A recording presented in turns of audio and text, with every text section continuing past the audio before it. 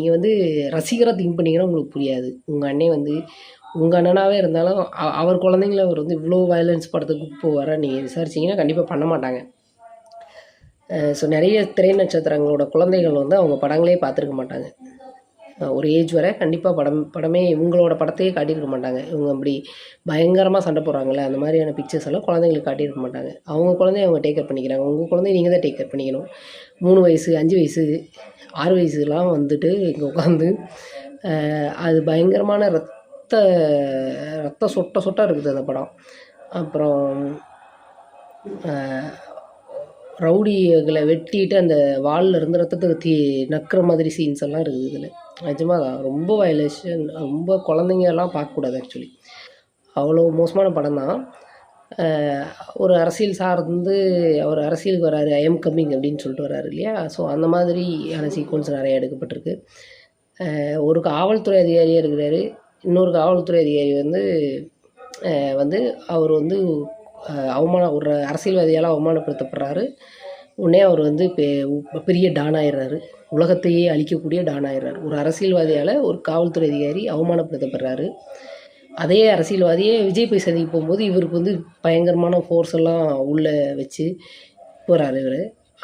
அந்த police protection வந்து இதுக்கு முன்னாடி போனார்ல அந்த வில்லன், அவருக்கு வந்து கொடுக்கல டேரக்டர். ஸோ அப்படி தான் அந்த படம் படக்கதை அப்படி தான் உருவாக்கப்பட்டிருக்கு.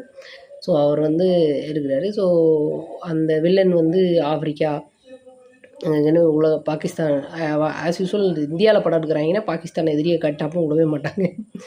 ஸோ பாகிஸ்தான் நம்மக்கிட்ட இருந்து பிரிஞ்சு போன ஒரு நாடு, அப்படி தான், அவ்வளோதானே.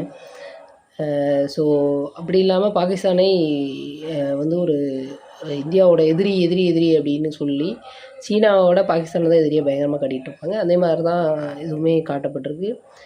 அண்டு இதுலேயே ஒரு சீக்வன்ஸ் அப்படியெல்லாம் வருது. அப்புறம் ஃபைனலி ஒரு போலீஸ் ஆஃபீஸரோட பொண்ணு எடுத்து வளர்க்குறாரு. அந்த பொண்ணு ஃபியர் அண்ட் ஆன்சைட்டி எல்லாம் இருக்குது. அந்த பொண்ணோட அம்மா இறந்துடுறாங்க இந்த மாதிரியான தாக்குதலில், இந்த ரவுடியோட தாக்குதலில் தான். அந்த போலீஸ் அதிகாரி இருக்கிறதுனால அவர் வில்லன் ஆனதுக்கப்புறம் அவர் தான் கொலை பண்ணுறாரு அவங்க அம்மாவை. ஸோ அந்த குழந்தை வந்து அதை பார்த்து வளர்ந்து அதுக்கு ஃபியர் ஆன்சைட்டி வருது. ஸோ அந்த குழந்தைய அந்த ஃபியர் ஆன்சைட்டிலேருந்து மீட்டு ஒரு ஆர்மியில் சேர்க்கணும். இது ஒரு கதை ஓட்டம். அது போக மீது எல்லாம் இந்த மசாலா சண்டை தான், அடித்தடி சண்டை, இப்படி தான் போகுது. ஸோ இதுக்கு முன்னாடி இருந்த எல்லா அரசியல்வாதியும் மோசம் அப்படின்னு சொல்லிட்டு எம்ஜிஆரை வந்து இதாக காட்டுறாங்க, இவரோட ஃபேவரட்டாக காட்டுறாங்க.